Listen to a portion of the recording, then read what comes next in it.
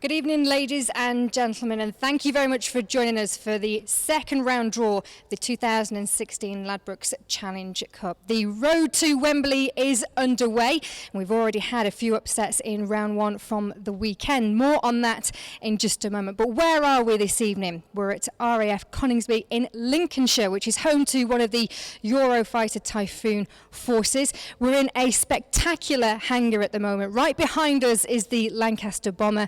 We're also amongst 5 Spitfires that are based here, and they're all part of the Battle of Britain Memorial Flight, which take part in air shows up and down the country throughout the year. Why are we here? Well, we wanted to acknowledge the long-standing relationship between the armed forces and the Challenge Cup. It dates back to the early 90s, and by 1999, all 3 services were taking part in the Challenge Cup. They've had some memorable wins along the way, most notably for the British Army, who beat Featherstone Lions in round 3 back in 2009, went on to round 4 and were eventually beaten by Featherstone Rovers. Let me introduce to you Air Commodore Dean Andrew from iStar Force Commander. It's unfortunate because we're delighted to be here that the armed forces we're not going to see in the second round this year, but there was some exciting ties at the weekend. Yeah, certainly we were hoping that we'd have at least one of our teams in the draw, but when the first round draw was made, we knew it would be a tough ask. The Royal Air Force going up to Cumbria to play Worthbrow was always going to be a difficult game, and played well, but I think the result was never in doubt. We thought the Army at home against Cyril probably would have the better chance at Aldershot, but it didn't work out for them either.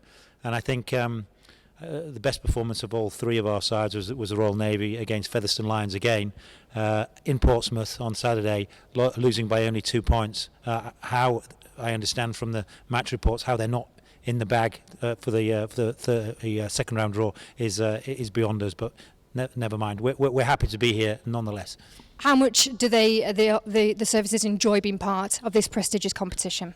Well, apart from our inter-service games, which take place in September, where the Navy, Army and Air Force take turns at trying to beat each other to see who's the champion military side, this is the highlight of the year. We're honoured to be accepted in our own rights into the competition to play against the best amateur teams, and hopefully one day we can win all 6 matches and get into the final. We know it's a pipe dream, but realistically, getting into round 3 is what we try every year to achieve. And as you mentioned, the Army's done it this year, not for us, unfortunately. We'll certainly keep an eye out for you in the future, and we wish you all the best for the rest of the season, and thank you very much for hosting us this evening. As I say, there's been a few upsets already in round 1 of the competition. Leigh Miners Rangers and Normanton Knights, just 2 of the sides being knocked out at the weekend. 2 teams, of course, who had very good cup runs last season. Well, doing the draw for us this evening are 2 people who put their names down in history when it comes to the Challenge Cup. In 1998, Sheffield Eagles, against all odds, beat Wigan in the final at Wembley. The coach that day was John Keir, who now of course coaches Batley Bulldogs, and the scrum half that day who lifted the Lance Todd Trophy is Mark Aston, who now of course coaches Sheffield Eagles. Thank you very much for being here this evening, gentlemen. John, it's still described as the greatest upset in this competition. It surely has to be one of your greatest wins of all time.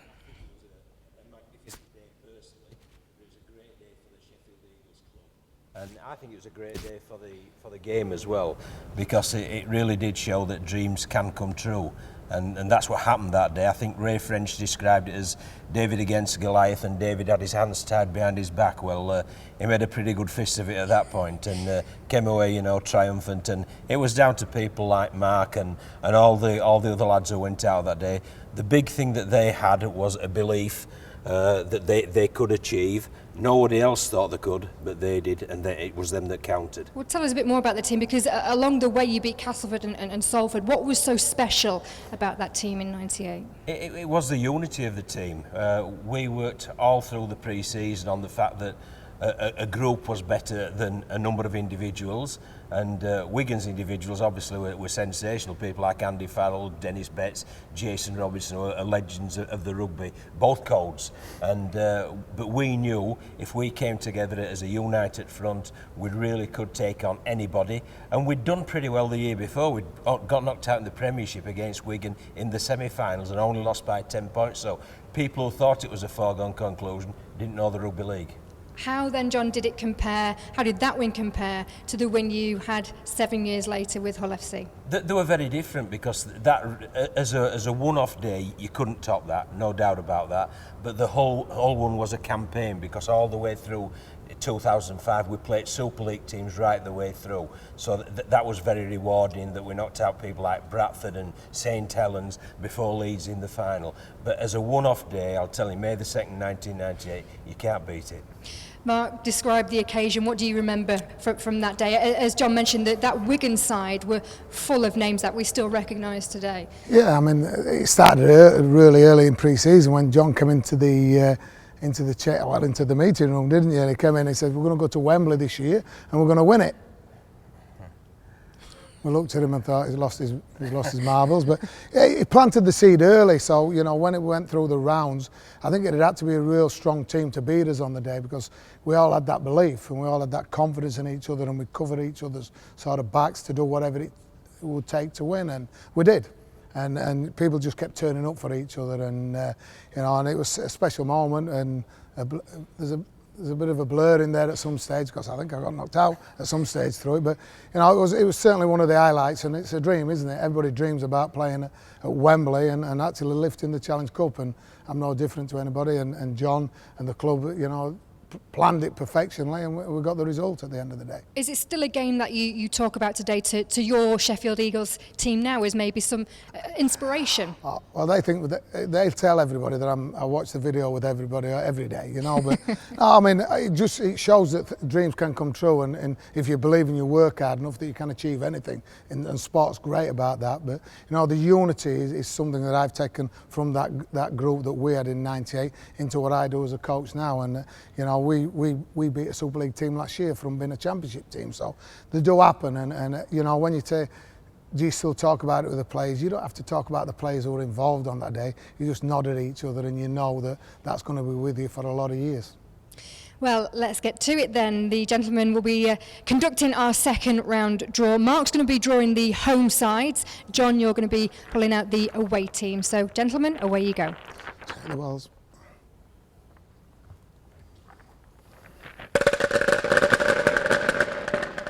$18 teams, of course, in this second round draw, with 9 ties to be decided this evening. John just giving them a stir around, and Mark, if you would like to pick out the first team. Number 6. And number 6 is Kells, who will play in the National Conference League Premier Division this season. They've been racing up the leagues. They will play number 15. Number 15 is Underbank Rangers, the team that beat Lee Miners Rangers to be in today's draw.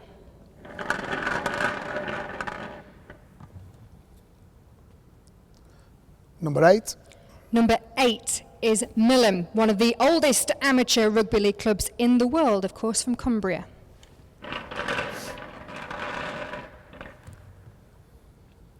Number 11. Number 11 is Pilkington Rex.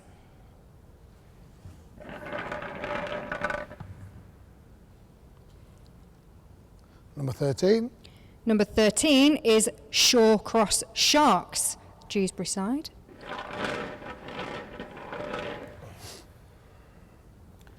Number 7.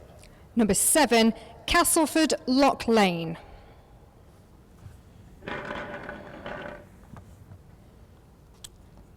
Number 5. Number 5, Hunslet Club Parkside, now the lowest ranked league side in the competition. They will play number 17. Number 17 is West Hull.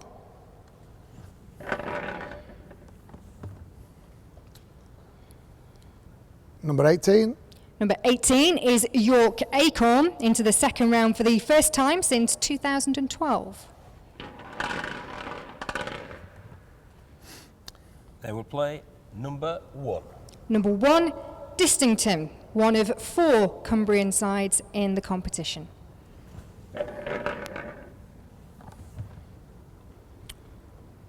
Number 4.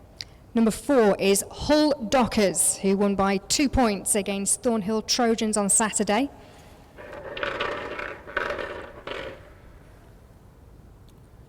It's home to number 3. Number 3, Featherstone Lions, who made it to the 4th round last season.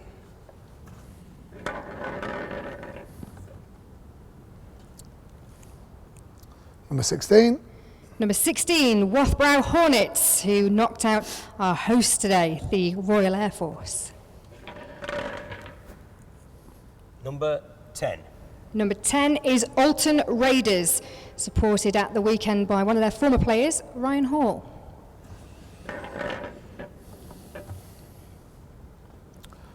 Number 2. Number 2 is Egremont Rangers, with the biggest win of the weekend, beating Bridgend Blue Bulls 62-0.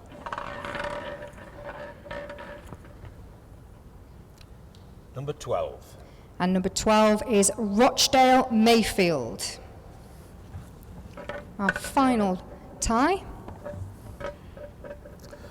Number 14. Number 14, Siddle.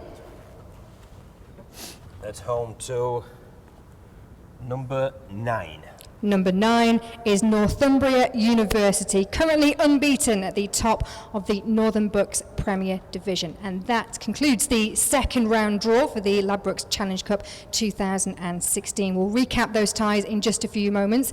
Gentlemen, do you remember still being excited? I suppose you still get excited when it comes to when your teams are involved in the draw, when you're watching it and kind of see who you're going to get? Very much so. I think the anticipation of a cup draw really is part of the Challenge Cup, and whether it's a Monday night, Tuesday night, whatever, you're always really fascinated to see what ties will throw up, and obviously you want a home tie, and you want a home tie when you're the favourites. That's the ideal.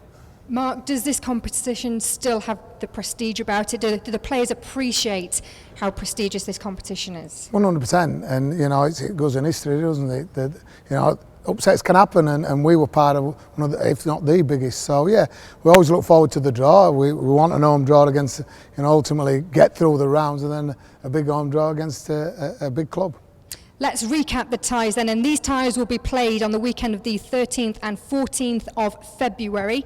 It is Kells at home to Underbank, Millom at home to Pilkington Rec, Shawcross against Castleford Lock Lane, Hunslet Club Park against West Hull, York Acorn against Distington, Hull Dockers against Featherstone Lions, Wathbrow Hornets against Alton Raiders, Egremont Rangers against Rochdale Mayfield, and Siddle against Northumbria University. Mark, were there a couple of teams in there that you were keeping an eye out for? Certainly number 15, and John pulled him out first. Close friend who played in the 98 Challenge Cup, Rocky Turner, played his first game for 12 years the other day against Lee Miners, and they won.